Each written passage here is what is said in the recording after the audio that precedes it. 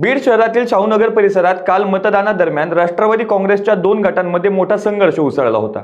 अजित पवार गट आणि शरद पवार गटाच्या कार्यकर्त्यांमध्ये वाद वाढताच परिस्थिती तणावपूर्ण बनली आणि हातघाई तसेच राडा झाल्याची घटना घडली। मतदान सुरू असतानाच ही घटना घडल्यामुळे परिसरात काही काळ गोंधळाचे वातावरण देखील निर्माण झाले। पण त्यानंतर घडलेल्या प्रकरणात कोणीच तक्रार देण्यासाठी पुढे येत नसल्याने शिवाजीनगर स्टेशनचे पोलीस कॉन्स्टेबल विलास कांदे यांनी तक्रार दिली। त्या तक्रारीत त्यांनी असे सांगितले की मला आणि पोलीस राडकर आम्हाला मार्शल पेट्रोलिंग कामाने नेमलेले होते।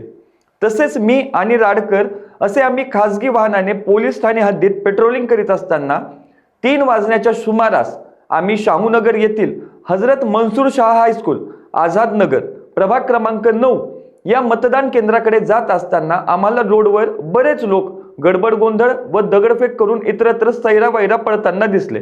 म्हणून आम्ही जवळ जाऊन पाहिले असता सदर ठिकाणी 4 इसम आपसात हाणामारी करून एकमेकांशी झुंज करीत असल्याचे आम्हाला दिसल्याने आम्ही त्यांच्या जवळ पाहताच ते त्या ठिकाणाहून पळून गेलेत। त्यावेळी त्या ठिकाणी झोन पेट्रोलिंगचे पोलीस उपनिरीक्षक कुमावत व पोलीस शिपाई आगलावे हे सुद्धा आलेले होते। त्यानंतर आम्ही तेथेच उभ्या असलेल्या इस्माला हाणामारी करून गोंधळ करणाऱ्या इस्मांचे नाव विचारले असता त्याने स्वतःचे नाव न सांगण्याच्या अटीवर पळालेल्या 4 इस्मांचे नाव सांगितले। त्यामध्ये शेख जावेद मुजफ्फर, शेख शहबाज मुन्ना, शेख नदीम, शेख समीउद्दीन, शेख यासीन, शेख रहीम असे असल्याचे सांगितले आहे।